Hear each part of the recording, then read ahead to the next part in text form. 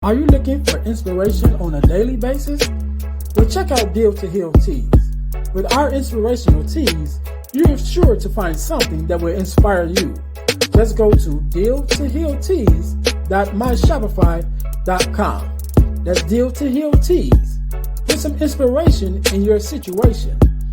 Wear inspirational tee and be inspired all day. That's Deal to Heal Tees at dealtohealtees.myshopify.com.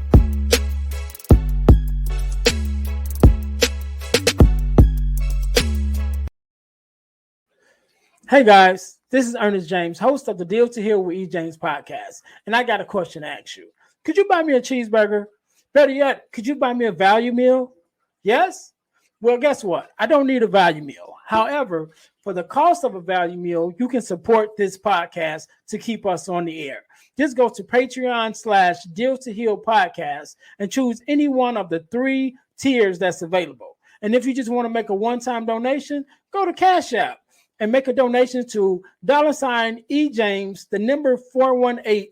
Make a one-time donation to the Cash App, or again, go to Patreon to support this podcast and keep us on the air. Thanks in advance. Be blessed.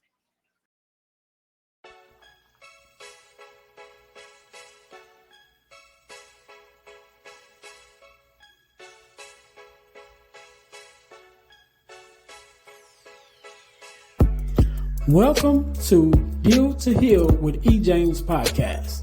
On this podcast, my guest and I will discuss topics and ways to help us to heal in every area of our lives. I believe that everyone can live a life that is happy, healthy, and whole. So I'm on a mission to help people to deal, heal, and fulfill. Deal with your problem, heal from the pain, and fulfill your purpose. Thanks for tuning in. Let's get to it. Welcome to the Deal to Heal with E. James podcast. I am your host, Ernest James, and I believe that everyone can and should live a life that is whole, healed, and healthy. And therefore, I'm on a mission to help people to deal, heal, and fulfill. That's deal with your problems, heal from the pain, and fulfill your purpose. Thank you guys once again for joining in to the Deal to Heal podcast. For those who haven't, if you haven't, make sure you subscribe to our YouTube page, also our Facebook page, where we're able to converse with you a little bit more and give you more information on things that we have coming up as far as workshops, seminars, products, whatever that we have going on. Make sure you do that for us. And also go to our podcast page on Spotify, give us a rating, and also follow us there because we can use it. We can use the rating. Let us know how we're doing, good or bad. Either way, I take all suggestions. I don't take it personal. So also make sure you stay until the end. I'm going to tell you guys how you can win $100 from the podcast. All right. But you got to stay to the end to find out. All right. So again, thank you guys for tuning in to the Deal to Heal with E. James podcast. I am your host, Ernest James. And today, just like any other day, we are blessed with a guest, Miss Taccarrra. How are you doing? Hello. I am feeling fantastic today. How are you? I am good. I'm really good. Really, first of all, let me say thank you for being on. Thank you for taking out the time to be here. You could be doing anything else, but you're here with me and my listeners, and I definitely appreciate it, and I want you to know that up front. So you know what? First question we're going to do. So introduce yourself to my listeners and tell them who you are and what it is that you do. Absolutely. So thank you for the invite as well. I know you came across one of my rants and that's how we are here today. First and foremost, of course, I'm a woman. I'm just out here trying to enjoy life and everything that it has to offer professionally. 9 to 5, I am a public health nurse with the military. I also have a podcast called A Letter to My Sister. I have a book coming out called A Letter to My Sister. I do group coaching for women, and basically all of this came about because I just got to the point one day where I said, I'm just not happy.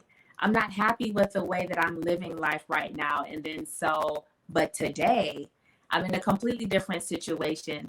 And so my goal is to help the frustrated professional woman just live the life that she desires and that is most authentic to her without doing all the people pleasing that sometimes we tend to do. All right, all right. Okay, so you said a mouthful. So you know what, we gonna jump right in. So I definitely want to talk about the podcast and the coaching a little later. Yeah, Because absolutely. I was listening to your podcast. I actually got to check it out and listen to a couple episodes. And so I liked what I heard, definitely. So and also congratulations on the podcast. Thank you. I think you're in the second or third season. Yes, I am I in the third? Yes, I'm in the third season. They're going by so fast. Right, right.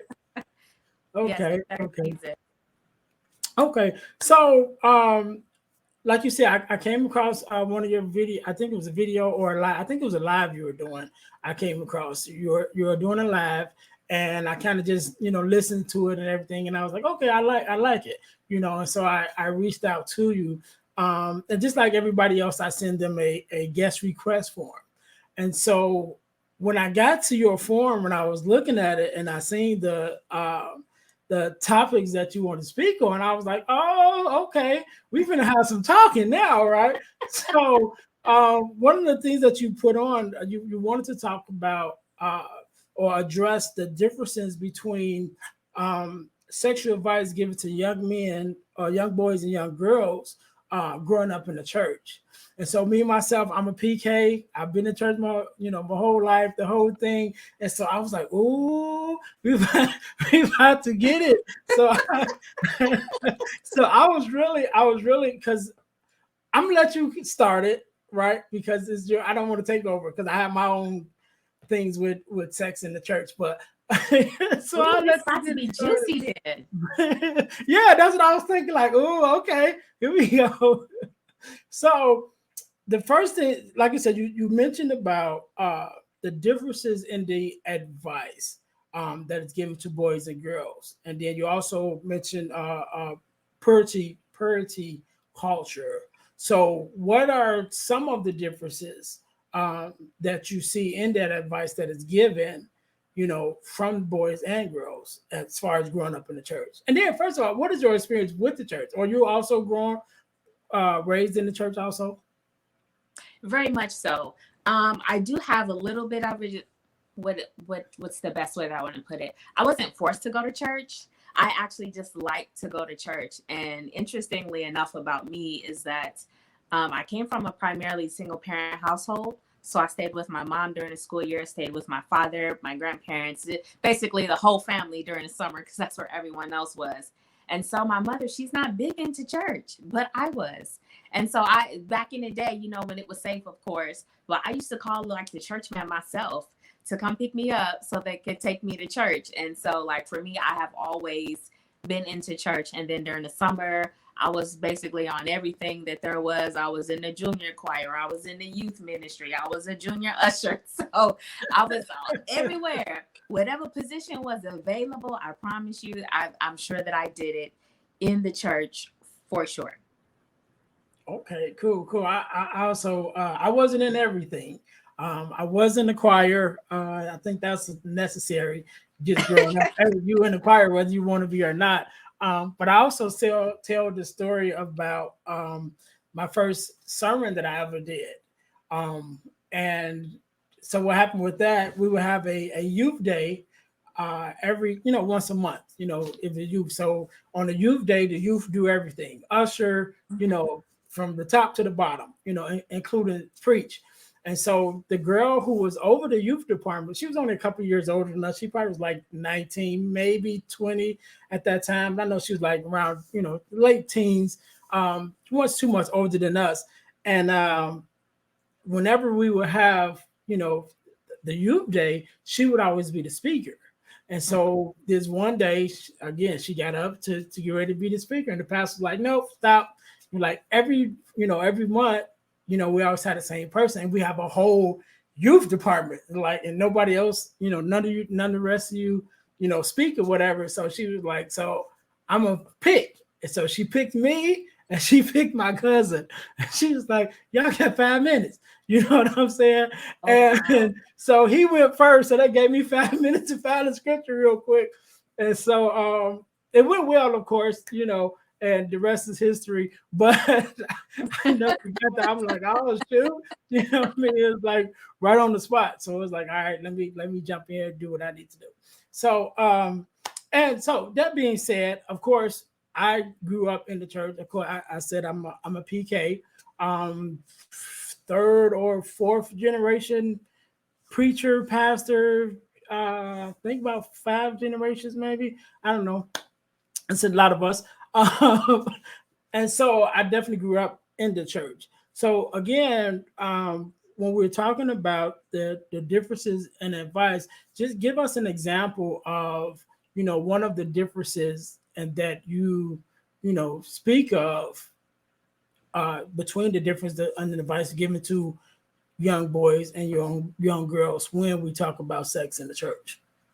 Yeah, I think, of course, one of the main things that is heavily focused more so, and I'll stick with the church, but in the church environment, is the way that we dress as women. And so we want to have this pure appearance, and depending on your subset, it may even be more strict. And so, you want to wear your skirts and your dresses to your knees. You don't, your even in some all the way to your ankles. And typically it's given in a way so that you do not tempt someone else. And then even I remember, like, I got some shapely legs. I got some runner's legs. My grandma used to be like, baby, you got to cover them up. Get my scarf. Get my scarf. You about to be up in the pulpit. You need to cover your legs up.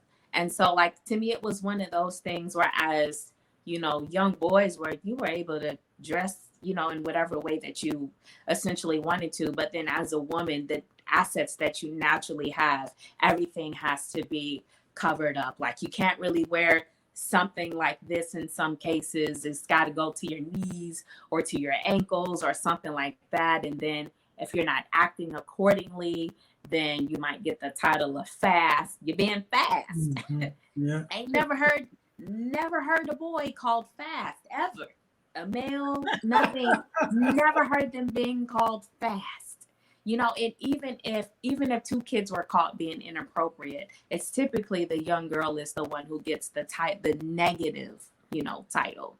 So that's one of them or 2 of them, however many I just gave 2 examples. Yeah. And I grew up definitely in the environment with the young girls wearing the or the ladies in general, at least to the knees, but some to the ankles too. You know what I mean? So, and then I also grew up where the ladies didn't wear pants. So it was always skirts. And then even with us as the men, we did have a dress code too.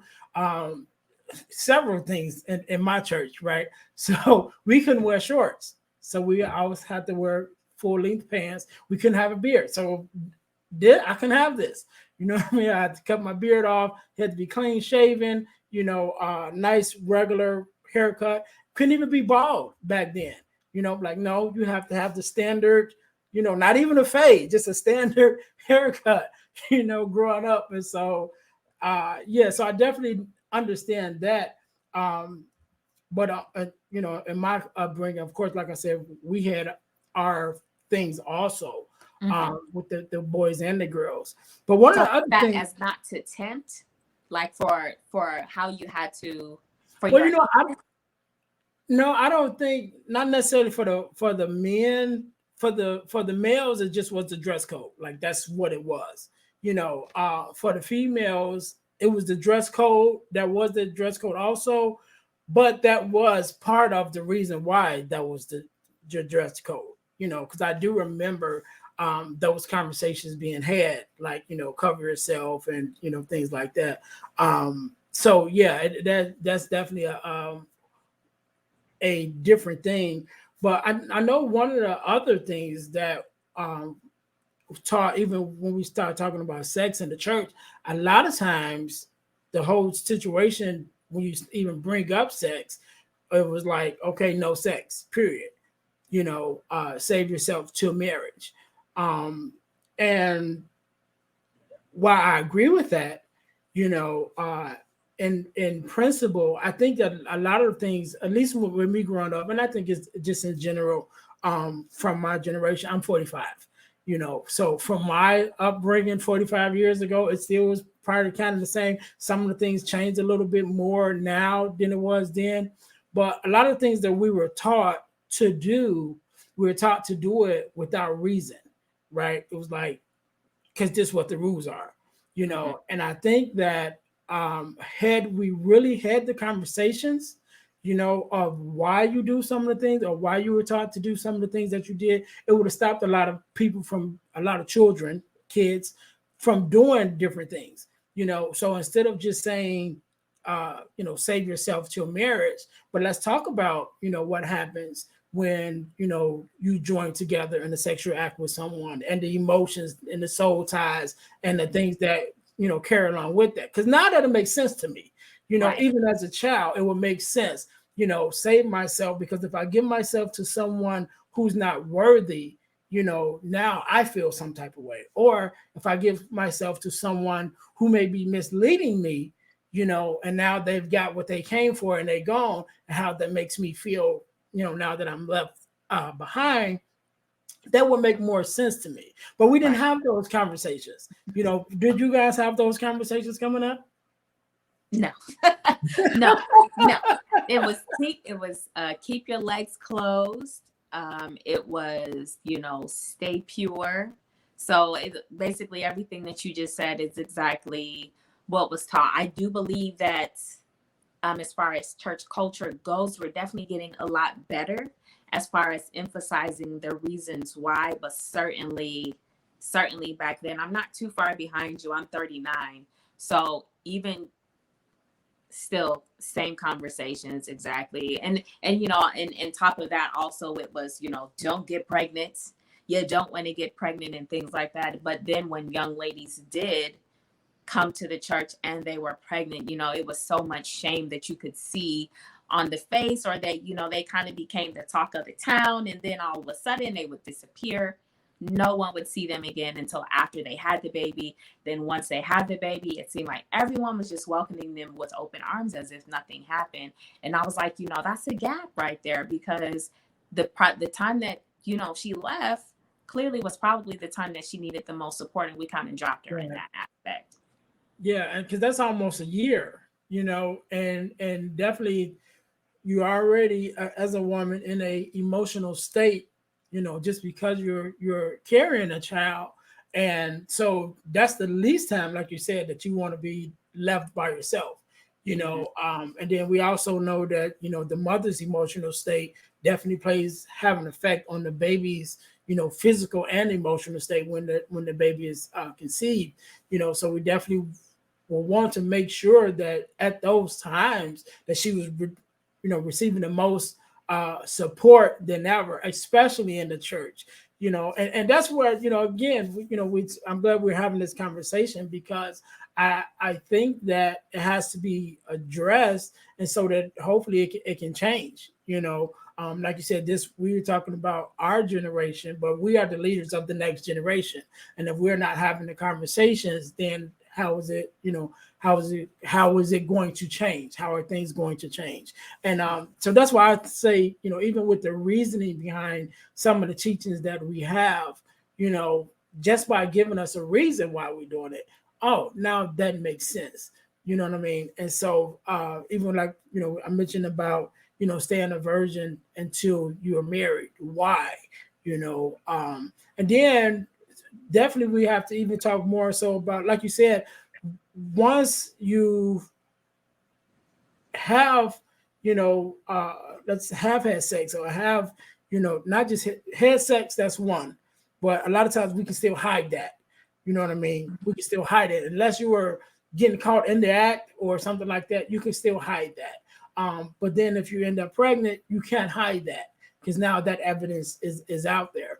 But even having that, or having, had sex and having got pregnant, there has to be more reconciliation and forgiveness, not from God, but from the church itself, to be able to say, okay, you made a mistake, whatever, uh, you already repented, which definitely means repenting uh, to God and everything. So let us help you from here, to go, teach you whatever it was. So like I said, if you're pregnant, that's a whole nother element to it. But even if you don't get pregnant, let's just say now that you have had sex. So okay, now if we're having those teachings of why, now you can really even understand, because now you may have had sex with somebody that you weren't even in a relationship with, or somebody who again was misleading, and now you're in this place that now you can see, okay, this is what they were talking about, but if you weren't having those conversations in the first place,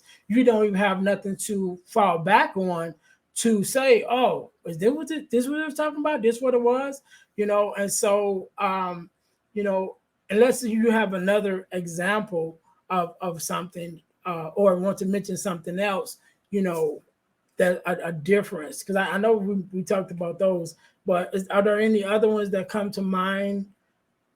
Specifically the topic of purity itself Mhm. and purity culture, because for us, when I was growing up in the church, we had the purity, like the promise rings and all that, but I don't remember seeing my counterparts at, like, I have a purity ring and all the things, and cheering and keep yourself pure, and you want to present yourself to your husband and things like that. But my counterparts were not getting that same, they're not getting a conference. I've never seen a man come up to me and say, yes, I also went to a purity conference, I also have a promise ring. Like, I have not come across it. If you have, I don't know, but I have not. Well, And you know then what? So, tell me a little bit about that. Because so in my growing up, we didn't even have the purity culture. So okay. that whole notion, we didn't have that on either side. It's for the boys or the girls. Okay. So tell me a little bit about that, because I personally haven't experienced or know anyone personally who has experienced even going through that culture, or being a part of that. Okay. So basically, the emphasis, of course, is the same thing that we hear: keep yourself pure, keep your legs closed. You want to present yourself, to your husband. You want to wear white on your wedding day. You don't want to Mhm. stain yourself. And I feel like when we give those kinds of messages in the situation that you just gave, if then a woman does have sex and she's grown up in that, you need to be pure, you need to be able to present yourself to your husband. There's so many women that I've come across that now feel less than because they have had sex, and now they feel extremely guilty, and they can't get past that aspect of it, because now they feel like not only have they let down God, they've let down themselves, they let down their family, and it's like they weigh it so heavily, like they haven't even been able to forgive themselves, and then they call themselves names because of how deeply ingrained that is to them. Because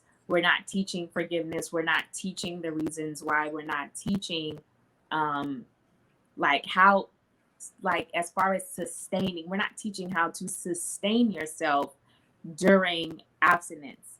And then even for me, just for my own personal story, even I said, okay, I did not wait until marriage to have sex, but then after that I got convicted into a point where I said, okay, no more sex for me until I get married.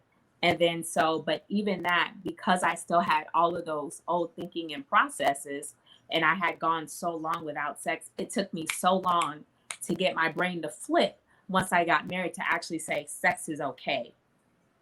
And I feel like Mm. that's the message that we're not getting, is that initially young children get sex is bad, no sex, no sex, no sex, no sex. Then you get married and they're like, well, when y'all having kids? Well, you've been telling me all these years that sex was Right. bad. Now you want me to be out here doing the things a husband and wife is supposed to do. I'm trying to switch my mindset, because for 20, whatever, however it is, until you decide to get married, you now have to come to the mindset that sex is good. And so we have to say, yes, sex is good, but in the confines of this, or once you do this. And I feel like once we start to do that kind of message, then we can come at this from a more well-rounded view, because I do know sometimes, parents have a difficult time bringing up that conversation, and it's odd, or sometimes parents want to tell you, okay, don't have sex, but they didn't.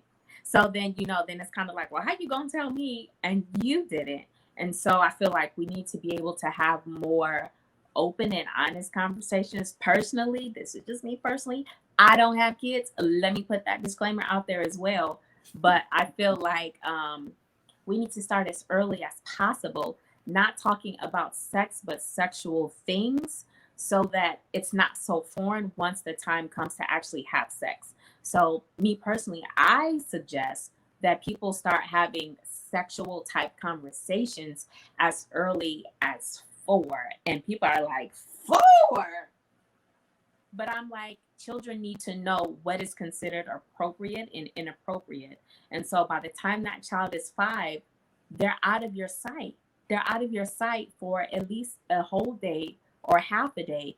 And when they're going to the bathroom and this and that and the other, they need to know what's appropriate and not. And you never know what is happening when these children are not in your sight, especially if you did not tell them. And then I always, say you need to use technical terms. So don't use those cute names, like, oh, did they touch you? This, your tata, your TT, and this and that, or, naming it some other kind of thing. But I'm like, if God forbid something was to happen to your child and you take that person to court and you put your child on the stand and they're using these cute names, that lawyer can easily circumvent whatever they say. They're like, no, they misunderstood. Like if you're giving them a candy name, like your apple or whatever, they're right. Like, no, they misunderstood. I actually offered them an apple. Okay, there's no way. There's no way to rebuttal that. And so I feel that if we start having those conversations with our children early, it's not a strange conversation to have, because this has been progressive their entire life. As they go through puberty, we start talking about that. You may start feeling some urges and some sensations. That's perfectly okay. Like your body does what the body is going to do. And I think if we do that, then it's easier to have those conversations, not just coming out of nowhere, like, hey, you having urges? You having sex? You and then, it's not so odd after that. And I agree with you. Even going back to the beginning, like you said, when you first said, 4, I was also kind of like 4, but then like you, like right. But when you started talking, it made more sense, because at those early ages, we are teaching them about, stranger danger, or if somebody touch you in a way, was, that's not appropriate. So again, like you said, if we are having, definitely we need to be having those conversations. But if we're having conversations about what's not appropriate, then yes, we should also be having conversations of what is appropriate. And of course, those conversations will be appropriate for that age group, for a child and as they grow up. But we need to be having those conversations, because again, like you said, once you, after being taught, your whole life, especially if you grew up in church like I did, to, abstain from sex, don't have sex, sex is bad until marriage, whatever. But by the time you get married, there's no other conversation, outside of, okay, now you can do it. Do what? You know what exactly. I mean? And so it's not only need to be taught that is good and is natural within the confines of marriage, as which it was, intended for. But let's have a conversation about what it actually is. Let's have a conversation about, sustaining, not only sustaining, but sustaining and dating. What does that look like? What is the mindset behind it? What can you do, and what sort of things should you be looking for to build a meaningful relationship without sex? Because you want to do that anyway, and so you're not getting caught in these infatuation relationships, especially, which happens a lot I wasn't my experience, but I believe it happens a lot with people that I knew that grew up in the church. You get in these relationships and you get infatuated with each other, but you have, because you don't really have any uh, real guidance on the emotional or the sexual, but not even the emotional part, to be able to differentiate what is love in and what love is and what love is not in a relationship. Because we always hear about, God is love and love is kind, and you want to spit the scriptures. Okay, but what does that mean in reality? What does that mean to me? What does that mean in this relationship that I am in? Because once you get married, again, it's too late, right? And I remember, I don't know if you're familiar with Kev on stage, the comedian. So I remember listening to him and his wife talking about when they got married, because she grew up in the church. I think they both did to an extent, Right. but she was still a virgin. But even that same thing, that's what happened to her, was trying to get her mind to switch over from, I've been a virgin this whole time, and I've been saving myself this whole time, and I've been, celibate this whole time. Now to switch my mind and say it's okay, even if you say it to yourself, it's okay. But the actual getting yourself to the point where you're comfortable with even doing it after you've been saying it was bad your whole life, that takes a toll on you, And so we need to definitely be having these conversations, because I know from growing up, some of the teachings, when we got to where we were ready to get married, even after, right? So even after you get married, it's like, okay, you can have sex, and that's it. So you're like, well, okay, what? You know what I mean? What are we supposed to be doing here? So if you're not having a conversation at all regarding sex, then even if you teach someone to wait until marriage and they do, then what? What do you do after that? Because you're pretty much setting them up for failure, or could be setting them up for failure, especially if their mate is not a virgin. If their mate is already experienced, because now that mate is coming to the table with some expectations, and some experiences that you may not have, that you may not be ready for, you know what I'm saying? Or that you may not even have been exposed to at this point. And now, you just got married, and it's supposed to be the happiest time, let alone to about the honeymoon. You go on the honeymoon and you but they're ready to swing from the chandeliers, and you're like, wait a minute. You know what I'm saying? Exactly. Yeah. And so I feel like, my personal opinion, I'm like, if you're going to tell us, if you're going to give us a direct command, like, hey, don't do this, don't do that, then show me how to get there properly. Mm-hmm. Because, and then we tend to take bits and pieces and we don't put them in context either. And then so we say, okay, well, Paul said it's better to marry than, burn from lust. And so we're like, well, just hurry up and get married. Let's just hurry up, because both of us have these feelings and these sensations and but we're not saying, okay, but this is the proper way that you need to vet this person that you're with. This is the proper way that you need to do this. And then so we rush into these marriages, and now we're struggling, and then we're just being told, just pray about it. Pray about it. You got it. And then you have these same couples that are going through divorce in secret because they really had nobody to turn to, or they didn't even know who to talk to. And it's like we also become very detached once we're told sex is bad. And so we don't even know what we like. And so a lot of people assume that means that, oh, well, I got to go here. I got to test drive. I got to experiment. I got to do this. And it's not that, but like, what do you like? Like, what do you like against your skin? What feels nice against your skin? What is it that you like to do? What are some of the textures? What are the feels? You can figure some of these things out without you actually being in relationship with someone. And then it's like, if you feel lonely, okay, are you feeling lonely just because you need to be in community?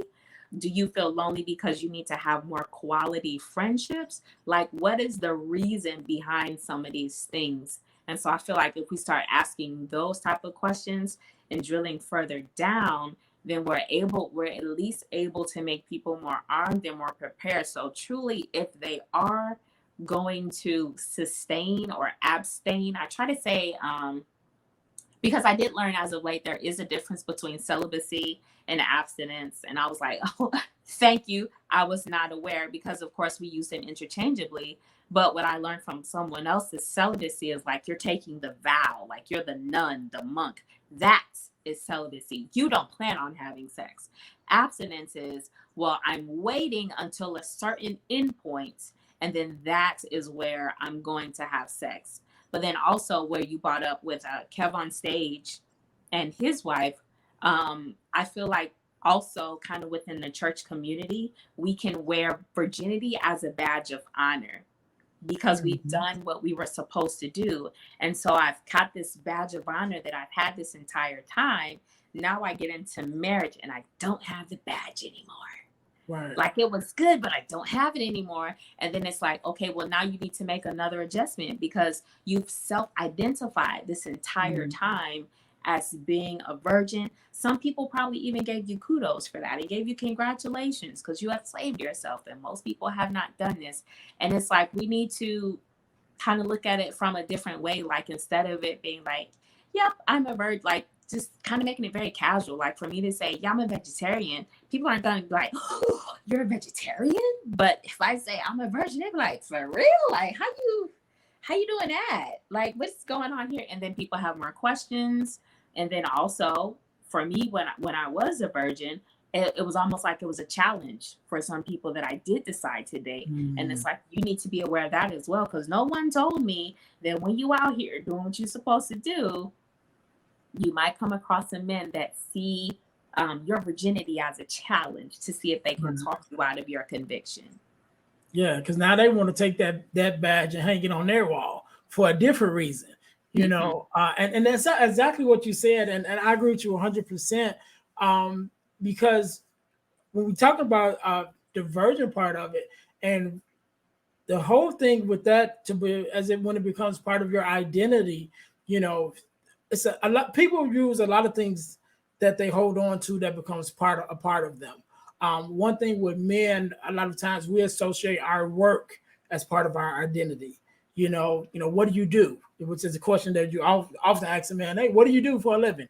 You know, and he's like, okay, I'm this. You know, and that becomes part of our identity.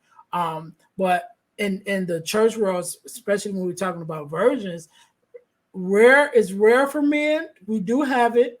I do know some, you know, that did wait. So you have that, and then you have the women, but it's more so on the women. Again, that's one of those biases, and I think is kind of impressed more on the females than it is on the men, on the males, and then it's more celebrated at the same time. Because like you said, when you get to even if you wait to the wedding till you do get married, generally, especially now, the man's tux is black or whatever color, and then the woman gets to wear white because she was poor or whatever. So even if you waited as a man, you know, for that day, when you get there, you're still not celebrated because you got on a black suit. So you look like you're going to a funeral, and she look like she's going to have it. So it's like, what are we doing? You know what I mean? And so, yes, that whole disconnect, and to then have to try to turn that off, you know, and depending on how much of a part of your story that is, you know, that can be a hard thing. Even when now you're in a position where, hey, now is the time you're supposed to do it. And now is the time that it's okay. Now is the time that, you know, you're supposed to share yourself with this person who you've chosen to spend the rest of your life with. But it's easier said than done, you know, without the teachings of it, without, you know, understanding it and knowing what to expect before you get to that point. You know, that's a whole nother ball game. You know, so I definitely agree with you on that. And, you know, and I think the marriage part of it is really big. We are doing better in the church as a whole with our marriage ministries and even our divorce ministries. You know, I've been to one. Unfortunately, I have been divorced, but I haven't been a part of a divorce ministry. But I definitely think that is necessary. I think there are some changes that you go through. I think there's some loneliness that you go through. I think there are some separation anxieties that you go through, especially with the women. Sometimes if you were a woman who your husband was the breadwinner, and things like that, especially if you got together young, so maybe he's been the breadwinner your whole adult life, and now you're in this position that now you have to take care of yourself and your own bills and things like that, as well as the kids. If you had kids, I definitely can see how that can be challenging. So I'm glad that as a church society, we are moving forward. Again, I haven't. It's been a long time since I had those conversations.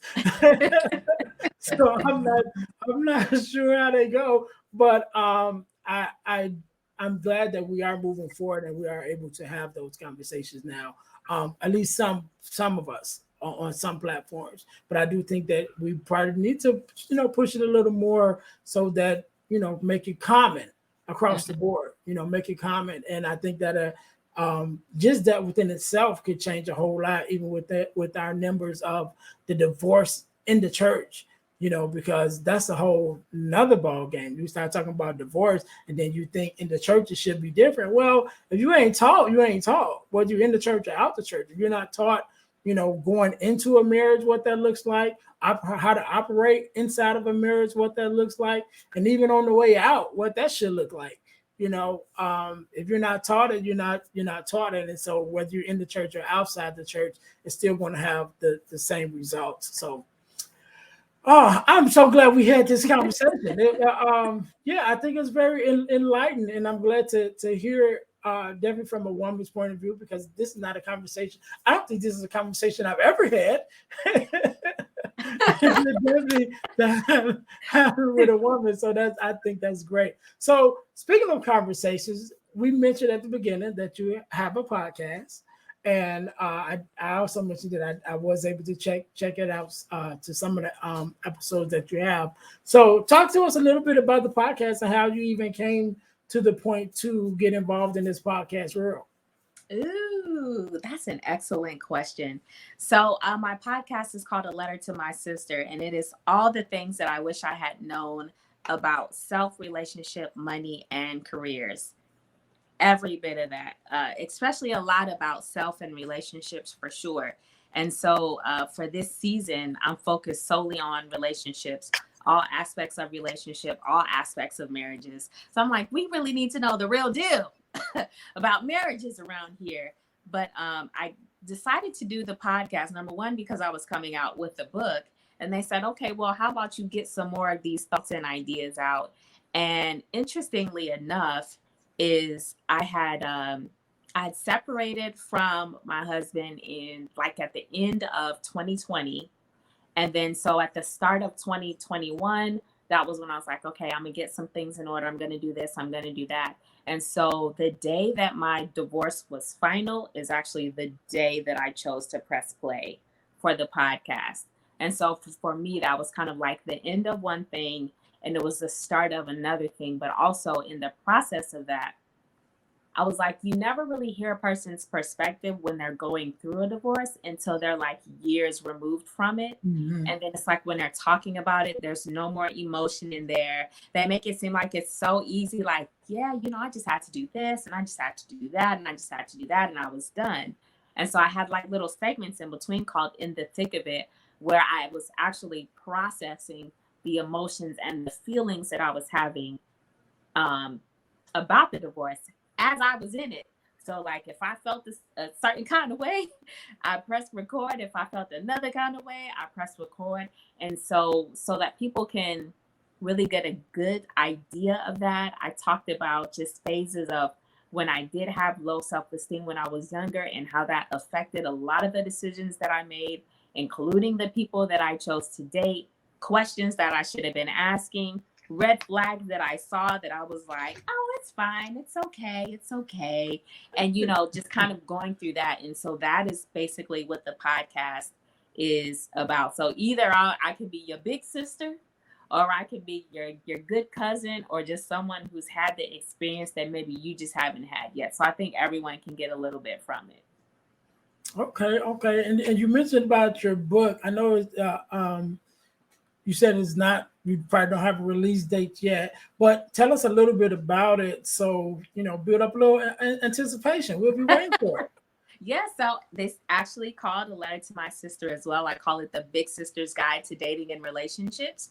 And I go into a lot more. I literally put myself out on Front Street. It's really, well, I got all my little business out there. But I talk about the way that I grew up. I talk about the way that I internalize things. I talk about my living with my mom for the school year, my father during the summer, how I initially did not think that that had an effect, because I know that you talk about fatherlessness sometimes in different episodes.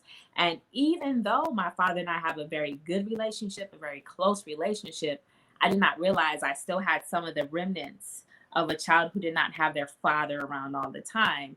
And so I realized, okay, a lot of these men I dated was actually because they gave me compliments that I wasn't used to hearing very often. Mm. So you're pretty, you're beautiful, you're this, you're that. And so I talk about how I got into some of these relationships.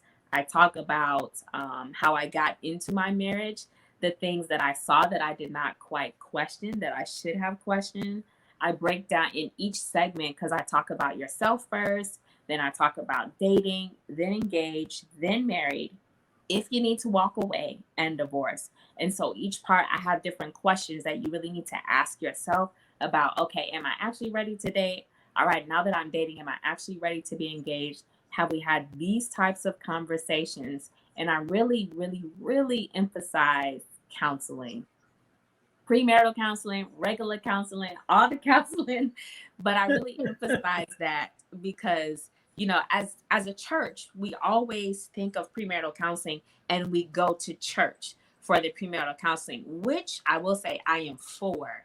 But I also believe that if that person is not equipped, then you need to go to a professional. Honestly, I still say you need to go to a professional. You need to go to a neutral party, because sometimes the that person, whoever you're going with, may not be as honest as they need to be, because now they don't want to be judged by this person that they know, or end up hearing their story come across the pulpit.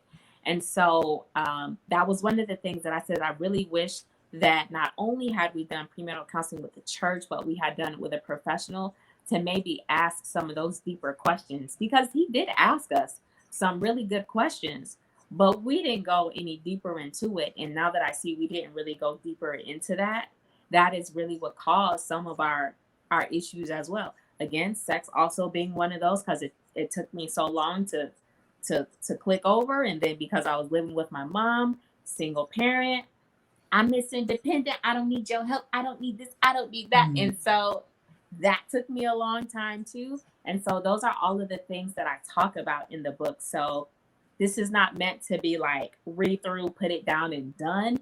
This is meant to pick it up for each phase that you're in, and then pick it up again, and then pick it up again. And if you do decide that you need to walk away, I have questions that you need to ask yourself. In the divorce question, I only have one, because I'm not an advocate for divorce whatsoever, but I do believe there are situations where, like, if the person is trying to get you to see the Lord quicker than what he told you to, now you're going to have to get up out of there. So, but I have like questions that you need to really ask, because I do believe that some of us, we tend to leave our marriages too quick at the first sign. And if I had gotten divorced when I wanted to, I would have had some regrets, because I wouldn't have felt like that I had done every single thing it is. Did I turn every corner? Did I do my best? Did I really try to resolve everything? Or did I just wash my hands of it and go?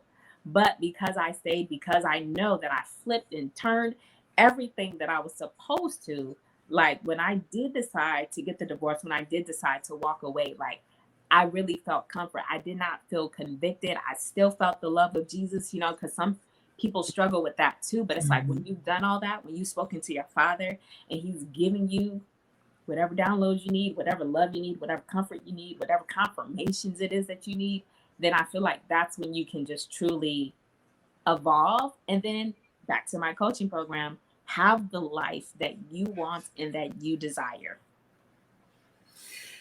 Whew. Okay. Well, I tell you one thing. It's official. You got to come back with this book. Come back. We got to have this whole divorce conversation because I'll just listen to you like, oh, this is juicy. You know what I'm saying? You got some questions I should have asked myself a couple of times. So Yeah. definitely got to have you back. Taccarrra, I thank you so much for being on. Thank you for share your thoughts with us, your time with us, and myself and listeners. I want you to leave us. I'll let you have the last word. Leave us with something. I don't know, a word of advice, whatever it is that you want, word of wisdom, whatever that you want to leave us with, and give us your, social media handles and all of that. I'll give you a chance to think about that real quick. To my listeners, I told you guys I was going to tell you how you can win $100, right? So you can win $100 by being a super subscriber, just being one of our super subscribers. What does it mean to be a super subscriber? That means you have subscribed to our YouTube page, our Facebook page, and our Spotify podcast. All three of those, you must subscribe to all three. And then after you subscribe to all three, then you must text the word win to 866-326-0730. That's 866-326-0730 to qualify to win $100. And that's it. That's all you got to do. And it's a random contest and it's ongoing. So random means I can do it at any time. I can do it today and I can do it tomorrow if I wanted to, or whenever. And it never stops. So whenever you win, whoever wins, and you always have another chance to win. So become a super subscriber. Join our super subscriber contest by subscribing to our YouTube page, our Facebook page, and our Spotify podcast. Then text the word win to 866-326-0730. Thank you guys very much. So, Miss Taccarrra, I'm going to let you have the last word. So the floor is yours. The last word. Well, since we were talking about sex, I'm going to keep it there. And that is communicate, communicate, communicate. Don't be afraid to communicate your sexual needs, your desires, whether you're abstaining or whatever. Don't let anyone talk you out of your conviction, if that's what it is that you have. And then also move at your own pace. Don't let anybody speed you up if that's not what you're comfortable with. And as I always say, like, if you are uncomfortable with having the sex conversation with someone that you're dating or in a relationship with, you probably don't need to be having sex. Like, if you can't ask them, when is the last time they've been tested? When is the last time they've been sexually, like, have they gotten tested? And they provide proof now, trust and verify, then get up out of there. Right. And hey, it's just the world we live in at this time. It's like, hey, you show me the money, like they say. So, Mr. Taccarrra, what is your social media handles and where can they find you to follow you and also to sign up for your coaching program?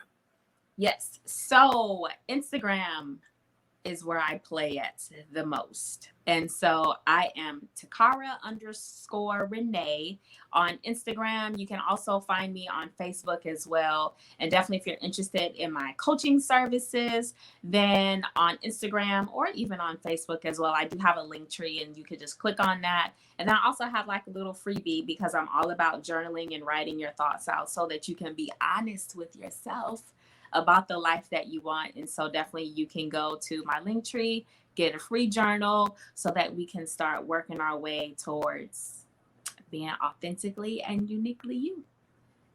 All right. Again, Taccarrra, I definitely appreciate you being here. Thank you for joining us tonight. To my listeners, thank you guys for tuning in once again. Make sure you, if you haven't already, subscribe to our YouTube page, to our Facebook page, and to our Spotify podcast so you don't miss nothing, right? We don't want to miss anything. If you subscribe on YouTube, you get to see my face, right? Put a face to the voice, okay? And also to the face of my guests. If you go to Facebook and join our Facebook page, you also get to see our faces, but you also get information that we're not able to share as freely on YouTube, which includes events that we have coming up, new guests that we may have coming up, products that we have coming up, webinars, seminars, things like that.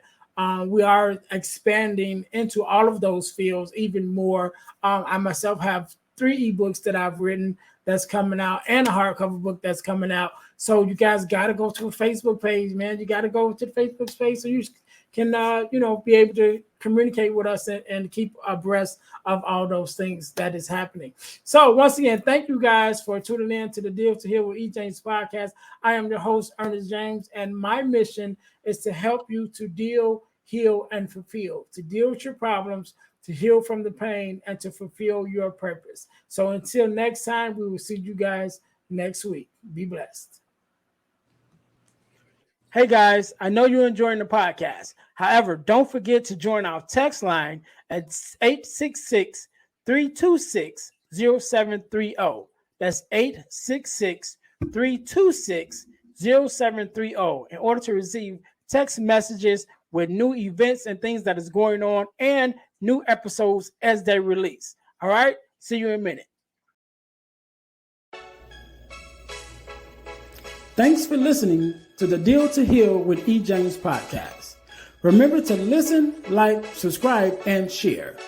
This episode has been brought to you by Deal to Heal Teas. Put some inspiration in your situation.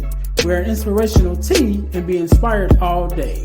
Let's go to dealtohealteas.myshopify.com. Remember, our mission is to help you to deal, heal, and fulfill. Deal with your problem, heal from the pain, and fulfill your purpose. Thanks for listening.